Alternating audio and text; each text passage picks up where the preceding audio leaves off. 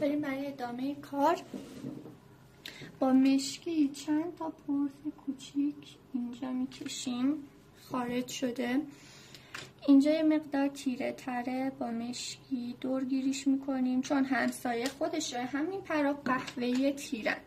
در نتیجه وقتی که این روی این یکی سایه میندازه تیره تر میشه. با رنگ 376 این قهوه‌ای تیره شروع میکنم به رنگ‌آمیزی این قسمت،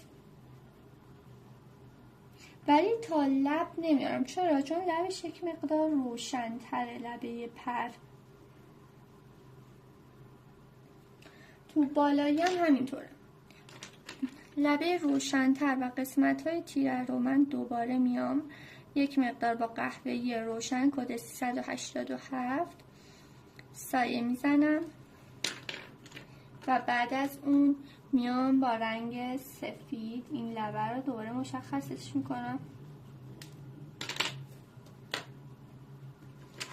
اینجا یک مقدار وارد پروانه شد. این یکی پر یک مقدار اولش رنگ آبی رو داره، با آبی روشن 345 اول، بعد با آبی تیره کد 143، ولی کل آبی روشن رو پوشش نمیدیم. چرا؟ چون نوکش باز روشن تره. دوباره با قهوه تیره 376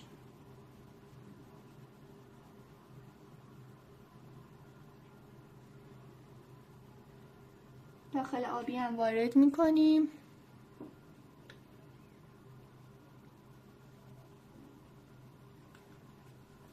کم زوم کنم بهتر ببینید.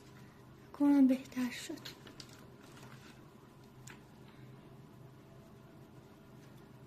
دوباره قهوه روشن 378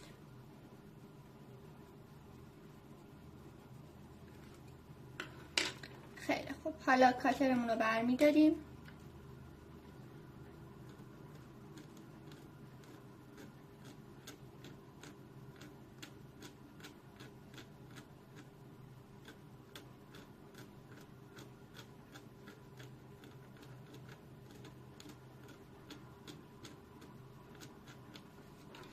یه مقدارم اینجاها روشنی دوباره دیدم.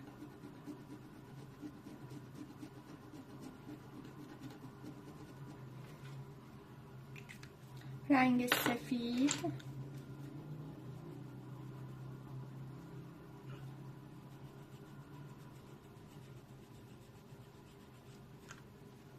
خیلی خوب. بریم دوباره از بالا شروع کنیم. میریم با رنگ آبی روشن دوباره. ببینید این قسمت ها تا اینجا حالت مو داره، بعد میشه حالت پرمانند به صورت دو سرنازک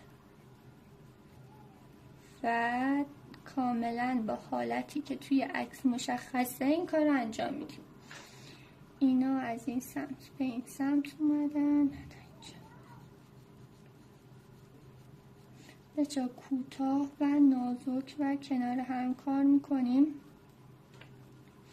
وسط یکم جای روشن میذاریم.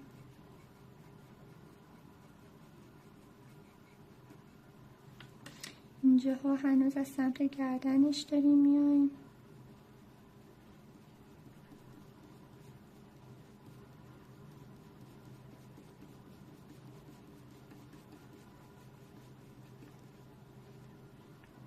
این قسمت حالتاش مشخصه. بکنم یکم از حالت زوم بودن خارج بشه. بله مشخصه. و شروع میکنیم.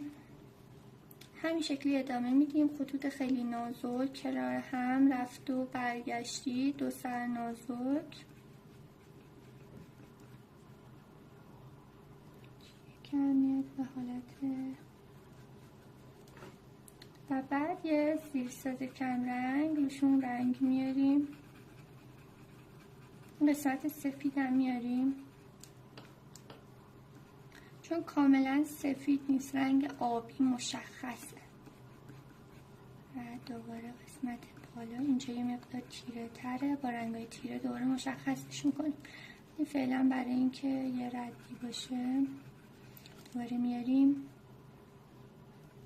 این قسمت یک لبه نازک داره، ما سعی میکنیم اون لبه رو حفظ کنیم.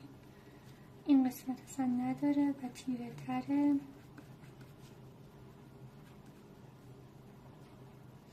اینجا هم همینطور تیره تره.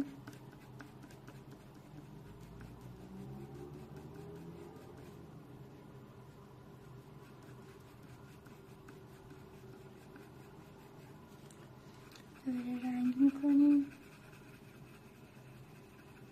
این قسمت روشن هم همچنین، این روشنی اینجا رو بیشتر، قسمت پایین این قسمت تیره تره، این قسمت همچنین.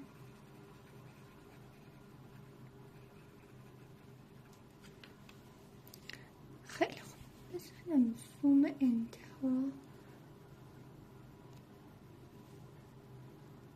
نه جالب، اینجا اصلا محو میشه، نمیدونم چرا، در همین اندازه خوبه.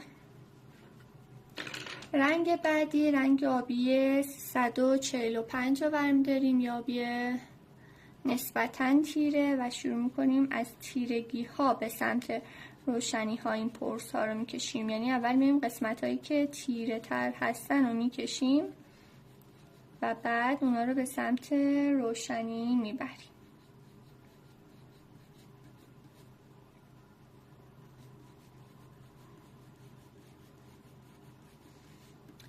کار کلا عملا تکرار مکررات، ولی خب توی همین تکرارم باید حواستون به نکته ها باشه، به جهت ها.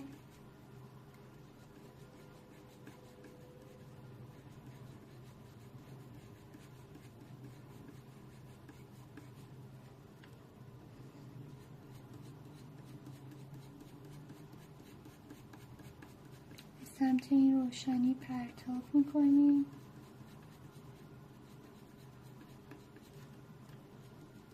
چون قرار نیست خالی بذاریمش.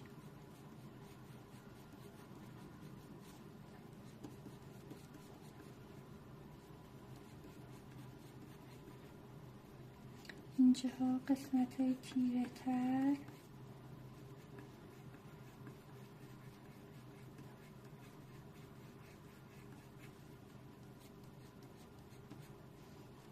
هیچ میریم این سمت روشن تر میشه، رو به بیرون، دو سر نازک.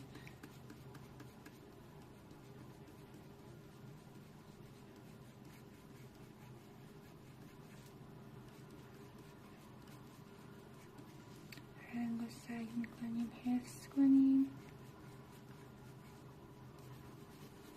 یه سایه کلی.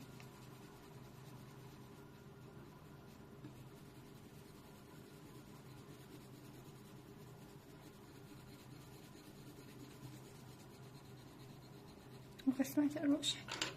حالا از یه آبی بنفش استفاده میکنیم، 343 من دارم استفاده میکنم.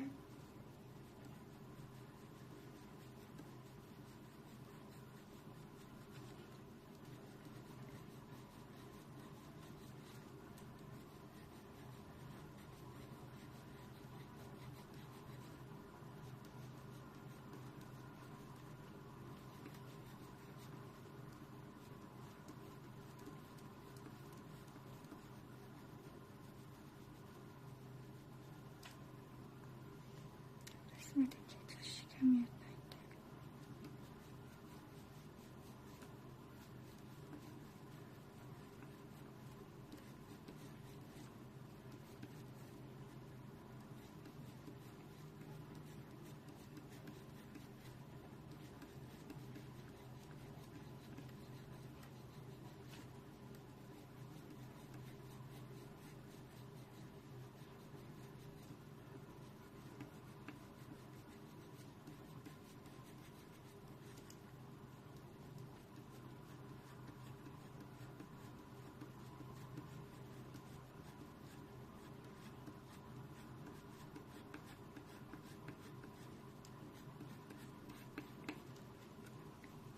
خیلی خوب، یک مقدار خیلی کم تو روشنی ها میزنیم.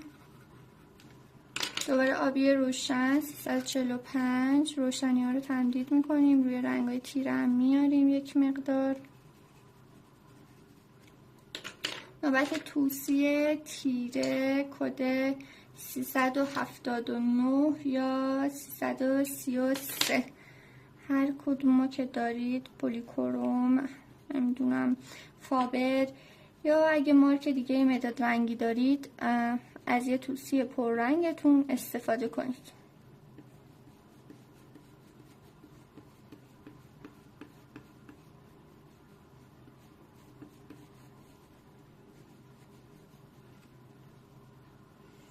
به این صورت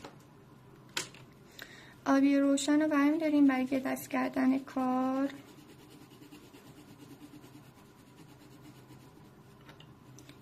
قسمت های روشن خودشون نشون بدن. آبی تیره، آبی بنفشمون در واقع.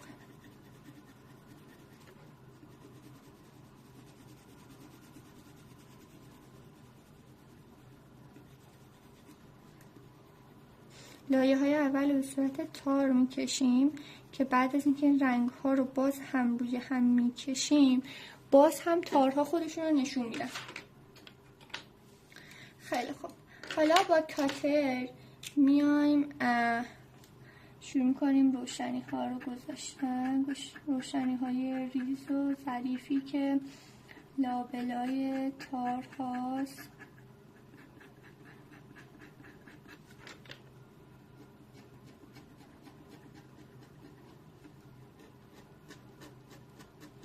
روشنی ها بیشتر تو اون قسمت هایی که روشن گذاشتیم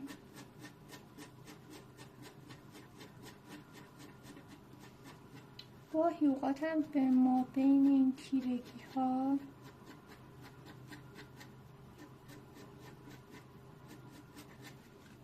دیده میشه.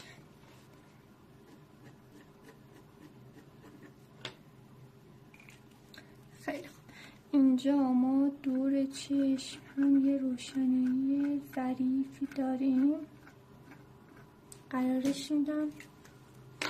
حالا با رنگ سفید میایم روی این روشنی هامون میکشیم.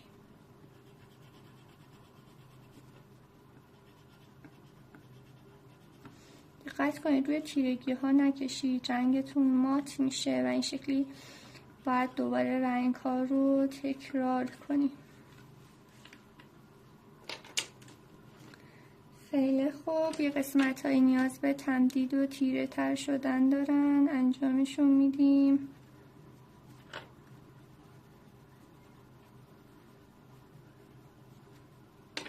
یک مقدار رنگ مشکی برای این قسمت.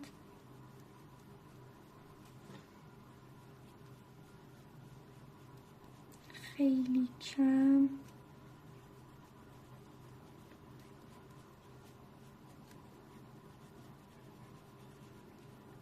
تو قسمت های تیره.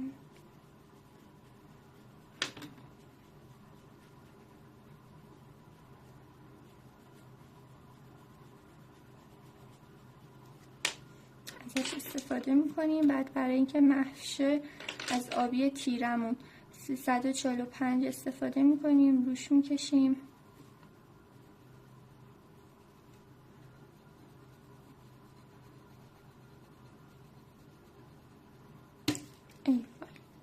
شکست. فشارتون رو زیاد نیارید. حالا میریم برای ادامه کار. چقدر اینجا قشنگ شده. نوکه این مدادم باید برم دوباره کاتر بزنم.